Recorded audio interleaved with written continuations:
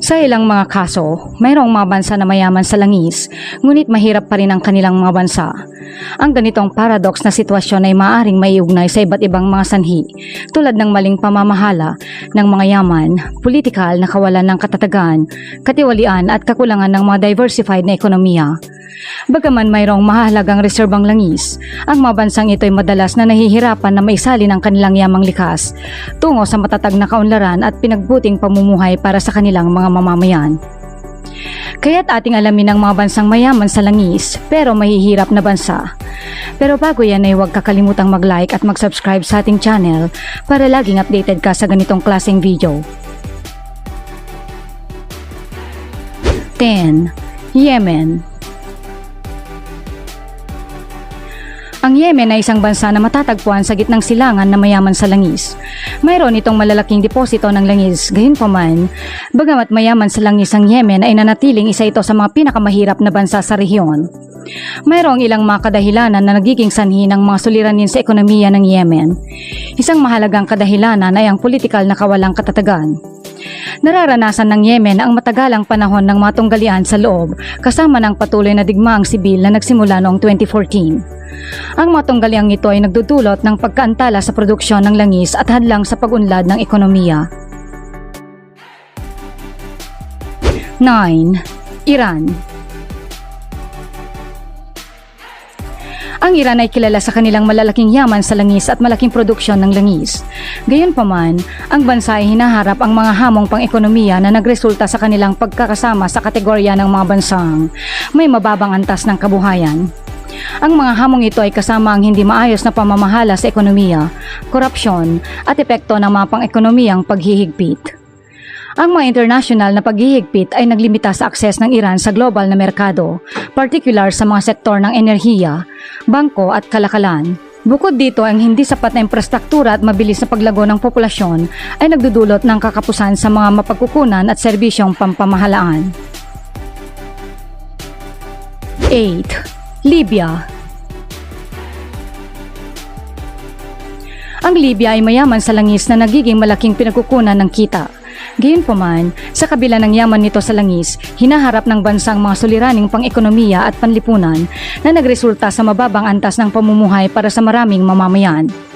Ilan sa mga hamong ito ay ang mga politikal na kaguluhan, pagkakamali sa pamamahala ng kita mula sa langis, katiwalian at kawalan ng diversifikasyon ng ekonomiya. Ang infrastruktura ng bansa ay nasa kawalan ng maayos na kalagayan, may limitadong akses sa mga mahahalagang serbisyo tulad ng malinis na tubig at kuryente. Ang mataas na antas ng kawalan ng trabaho, lalo na sa mga kabataan at nagdaragdag sa malawakang kahirapan. 7. Republic of Congo. Ang Republika ng Congo na kilala rin bilang Congo Brazzaville ay tunay na mayaman sa langis. Ito ay isa sa mga nangungunang produksyon ng langis sa Afrika kung saan ang langis ay bumubuo ng malalaking bahagi ng kanilang kita mula sa pag-export at kita ng pamahalaan. Gayunpaman, sa kabila ng kayamanang dulot ng langis, hinaharap ng bansa ang maraming mga hamon na nagdudulot ng kahirapan sa kanilang ekonomiya. Isang pangunahing isyu ay ang hindi tamang pamamahala ng mga kita mula sa langis at malawakang katiwalian. Nahihirapan ang bansa na epektibong gamitin ang kanilang yaman sa langis para sa kapakanan ng kanilang mamamayan. 6. Equatorial Guinea. Ang Equatorial Guinea ay isang maliit na bansa sa gitnang Aprika na kilala sa yamang langis nito. Gayunpaman, sa kabila ng kayamanang ito sa langis, hinaharap ng bansang iba't ibang hamong pang-ekonomiya at panlipunan na nagdudulot ng pagkakaplasipika nito bilang isang mahirap na bansa. Malaking isyu ang dipantay na pagkakabahagi ng kita sa Equatorial Guinea kung saan ang iilan lamang sa tuktok ang nakikinabang ng malaki mula sa yaman sa langis, habang ang karamihan ng populasyon ay nabubuhay sa kahirapan. 5. Sudan. Ang Sudan ay isang bansa sa hilagang silangang Aprika na may malalaking yaman sa langis, ngunit dumaranas ng malawakang kahirapan. Sa kabila ng yaman nito sa langis, ang mga suliranin sa ekonomiya ng Sudan ay bunga ng mga kadahilanan tulad ng maling pamamahala, katiwalian, sobrang pagdepende sa langis, armadong labanan, internasyonal na mga parusa, hindi pantay na pamamahagi ng kayamanan at kakulangan sa infrastruktura.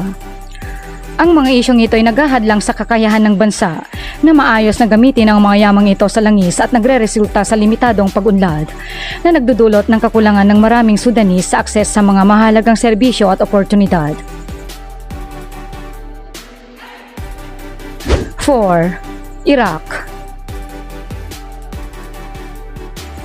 Ang isa pang bansa na mayaman sa langis ay ang bansang Iraq at isa sa mga pangunahing bansa sa mundo sa produksyon ng langis.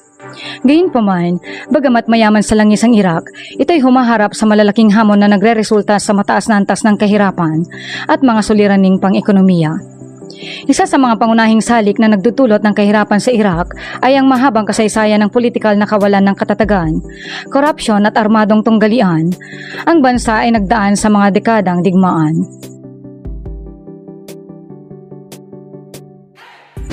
3. Angola.